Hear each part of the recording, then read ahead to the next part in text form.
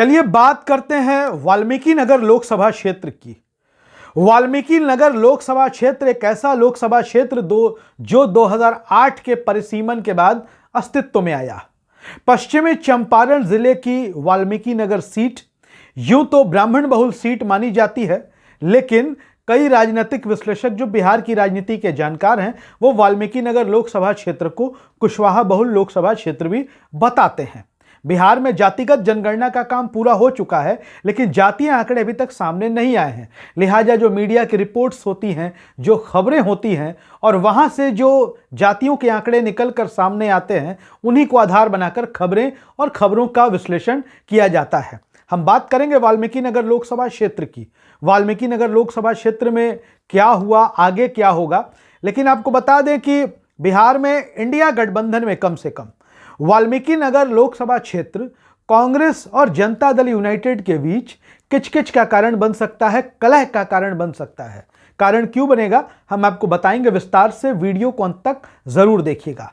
सबसे पहले आपको बता दें कि अब तक वाल्मीकि नगर लोकसभा क्षेत्र में 4 बार चुनाव हो चुके हैं। अब आप कहेंगे कि 2008 के बाद तो ये क्षेत्र अस्तित्व में आया, तो 2009 में लोकसभा के चुनाव हुए होंगे, 2014 में लोकसभा के चुनाव हुए होंगे और 2019 के लोकसभा चुनाव हुए होंगे। 3 बार चुनाव हुए होंगे, तो हम 4 बार की बात क्यों कह रहे हैं? दरअसल एक बार इस सीट पर उपचुनाव हुआ था। 2019 में इस सीट से वैद्यनाथ प्रसाद महतो जनता दल यूनाइटेड के सांसद बने थे। उनका असामयिक निधन हो गया था, जिसके बाद इस सीट पर उपचुनाव हुए थे। उपचुनाव में कौन लड़ा, क्या नतीजे रहे, वो भी हम आपको विस्तार से बताएंगे। तो सबसे पहले हम आपको बता दें कि अब तक यहां पर 3 बार आम चुनाव और 1 बार उपचुनाव हो चुका है और चारों ही बार यहां पर एनडीए के प्रत्याशी को जीत हासिल हुई है। मतलब हम कह सकते हैं कि एनडीए गठबंधन का एक मजबूत गढ़ है वाल्मीकि नगर लोकसभा क्षेत्र। लेकिन परिस्थितियां बदली हुई। तब की परिस्थितियां जब नीतीश कुमार एनडीए के साथ थे और तब जब अब नीतीश कुमार एनडीए के बाहर हैं, इंडिया गठबंधन के साथ है। आपको बता दें कि रिपोर्ट्स के अनुसार ब्राह्मण वोटर्स, ब्राह्मण मतदाता यहां निर्णायक भूमिका में है। और आपको बता दें कि जब इस सीट पर पहली बार चुनाव हुए थे, तो जब इस सीट पर हम आपको बता दें कि 2014 में भारतीय जनता पार्टी के सतीश चंद्र दुबे ब्राह्मण उम्मीदवार थे और वो जीतने में कामयाब हुए थे। आपको बता दें कि ब्राह्मण वोटर्स के बाद कुशवाहा, यादव, मुस्लिम और थारू जनजाति भी इस सीट पर निर्णायक संख्या में है। इन सभी समुदायों का वोट बड़ी भूमिका निभाता है। और अब से जब तक यहां चुनाव हुए हैं, तो भारतीय जनता पार्टी, जनता दल यूनाइटेड और कांग्रेस के बीच ही यहां टक्कर होती रही है। अब कांग्रेस तो यहां पर कमजोर है बिहार में, लेकिन फिर भी जब कांग्रेस आरजेडी के साथ गठबंधन में होती है तो बहुत ही मजबूत टक्कर यहां देती रही है। हालांकि आपको बता दें कि 6 विधानसभा क्षेत्र वाल्मीकि नगर लोकसभा क्षेत्र के तहत आते हैं। रामनगर विधानसभा क्षेत्र, नरकटियागंज विधानसभा क्षेत्र, बगहा विधानसभा क्षेत्र, लौरिया विधानसभा क्षेत्र, सिकटा विधानसभा क्षेत्र और वाल्मीकि नगर विधानसभा क्षेत्र। इन 6 विधानसभा क्षेत्रों को मिलाकर वाल्मीकि नगर लोकसभा क्षेत्र बनता है। बात करते हैं 2019 के लोकसभा चुनाव की।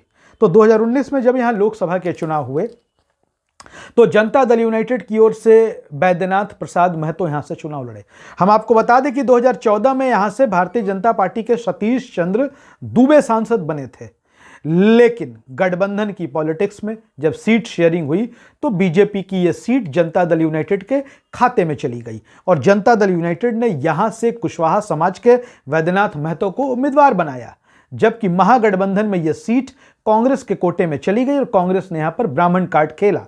बिहार के पूर्व सीएम, दिवंगत सीएम स्वर्गीय केदार पांडे के पौत्र शाश्वत केदार पांडे को यहां से कांग्रेस ने अपना उम्मीदवार बनाया। लेकिन नरेंद्र मोदी की लहर में कांग्रेस का ब्राह्मण कार्ड वाल्मीकि नगर लोकसभा क्षेत्र में बुरी तरह से फेल हुआ। वैद्यनाथ महतो को 6,02,660 और कांग्रेस के शाश्वत केदार को 2,48,044 वोट मिले। मतलब 3.5 लाख लगभग वोटों के अंतर से कांग्रेस की यहां पर हार हो गई और कांग्रेस का ब्राह्मण कार्ड यहां फेल हुआ और नीतीश कुमार का कुशवाहा कार्ड यहां पर चल गया। फिर हम बताते हैं कि वैद्यनाथ प्रसाद महतो का निधन हो गया चुनाव के थोड़े ही दिनों के बाद। फिर इस सीट से जनता दल यूनाइटेड ने सुनील कुमार को उम्मीदवार बनाया और कांग्रेस की तरफ से प्रवेश मिश्रा चुनाव लड़ने आए।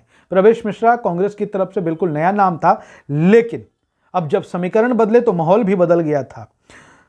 जनता दल यूनाइटेड के उम्मीदवार सुनील कुमार को सहानुभूति लहर होने के बावजूद 4,03,360 वोट मिले उपचुनाव में, जबकि कांग्रेस के उम्मीदवार प्रवेश मिश्रा को 3,80,821 महज 22,000 वोटों से ही जनता दल यूनाइटेड जैसे तैसे जीत सकी। हम कहते हैं कि हारते हारते यह सीट बच गई। अब इसके बाद बताते हैं कि आने वाले वक्त में कैंडिडेट्स को लेकर क्या होगा। सबसे पहले बात कर लेते हैं एनडीए की।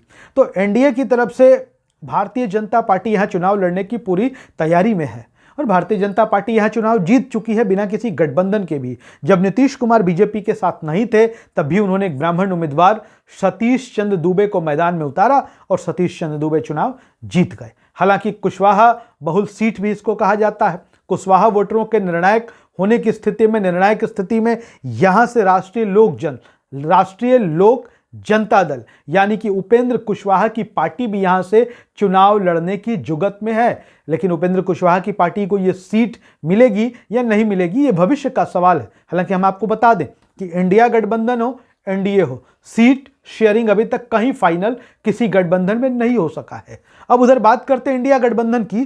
तो इंडिया गठबंधन की ओर से चूंकि यह सीट जेडीयू की सिटिंग सीट है तो जेडीयू हर हाल में यहां से चुनाव लड़ना चाहेगी, जबकि ब्राह्मण बहुल सीट होने की वजह से कांग्रेस इंडिया गठबंधन में जो सवर्ण वोटरों का प्रतिनिधित्व होने का दावा करती है वो इस सीट पर अपना दावा जरूर करेगी। क्या नीतीश कुमार और उनकी पार्टी वाल्मीकि नगर लोकसभा क्षेत्र से अपना दावा छोड़ेगी? ये सवाल दिलचस्प है और इसीलिए हमने वीडियो के शुरुआत में कहा कि वाल्मीकि नगर लोकसभा सीट जो जेडीयू और कांग्रेस के बीच कलह या किचकिच का कारण बनेगी।